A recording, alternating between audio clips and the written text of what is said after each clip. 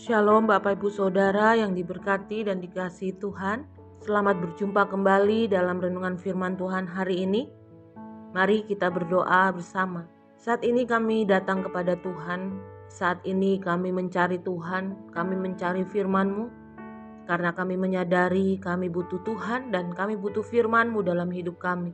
Firman-Mu yang menjadi pengarah, penuntun, agar kami tidak keluar dari relnya Tuhan. Berkati renungan firman-Mu saat ini, hanya di dalam nama Tuhan Yesus kami berdoa. Haleluya. Amin. Renungan firman Tuhan hari ini, batu hidup atau batu mati. 1 Petrus 2 ayat 8 menulis, mereka tersandung padanya karena mereka tidak taat kepada firman Allah, dan untuk itu mereka juga telah disediakan. Amin. Bapak Ibu Saudara yang dikasihi Tuhan, keberadaan orang percaya digambarkan sebagai batu-batu hidup yang digunakan untuk membangun rumah rohani. Dengan demikian setiap kita memiliki peran dan fungsi. Tertulis dalam firman-Nya, tetapi kamulah bangsa yang terpilih, imamat yang rajani, bangsa yang kudus, umat kepunyaan Allah sendiri, supaya kamu memberitakan perbuatan-perbuatan besar dari Dia yang telah memanggil kamu keluar dari kegelapan kepada terang-Nya yang ajaib.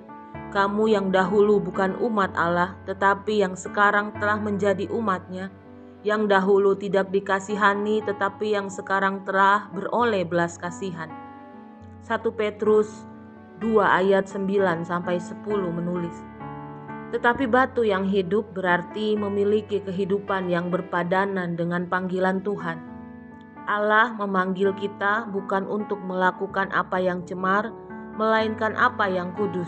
1 Tesalonika 4 ayat 7 menulis, jadi firman-Nya menulis, hendaklah kamu menjadi kudus di dalam seluruh hidupmu, sama seperti Dia yang kudus yang telah memanggil kamu, sebab ada tertulis, kuduslah kamu sebab aku kudus. 1 Petrus 1 ayat 15-16 menulis, hidup di dalam kekudusan berarti tidak menyerahkan anggota-anggota tubuhmu kepada dosa untuk dipakai sebagai senjata kelaliman, tetapi serahkanlah dirimu kepada Allah sebagai orang-orang yang dahulu mati, tetapi yang sekarang hidup, dan serahkanlah anggota-anggota tubuhmu kepada Allah untuk menjadi senjata-senjata kebenaran. Roma 6 ayat 13 menulis. Sebaliknya, jika kita tetap hidup dalam ketidaktaatan dan ketidaksetiaan dalam melakukan kehendak Tuhan dan memiliki gaya hidup yang duniawi, maka keberadaan kita sama seperti batu-batu yang mati. Artinya, kita telah gagal dalam menjalankan peran dan fungsi kita sebagai anak-anak Tuhan. Kita tidak lagi mencerminkan umat tebusan Tuhan dan imamat yang rajani, melainkan telah menjadi batu sandungan bagi orang lain. Apalagi jika saat dalam masalah dan penderitaan kita mengeluh, bersungut-sungut, mengumpat, ikut-ikutan mencari pertolongan kepada dunia, mata rohani kita tidak lagi tertuju kepada Tuhan Yesus selaku batu penjuru kita, sehingga orang-orang dunia pun tidak melihat Kristus ada di dalam kita. Kita menjadi batu-batu yang mati. Jadi Bapak Ibu Saudara yang dikasihi Tuhan, marilah kita sungguh-sungguh hidup sebagai batu yang hidup dengan tetap setia, taat, dan kudus, agar melalui hidup kita, Kristus sebagai batu penjuru dapat nyata, terlihat, dan dimuliakan.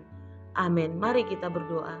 Tuhan, Engkau selalu menjadi Tuhan yang mengingatkan kami akan apa yang harus kami lakukan sesuai dengan firman-Mu. Saat ini Tuhan mengajarkan kami untuk kami memilih menjadi batu hidup atau batu mati.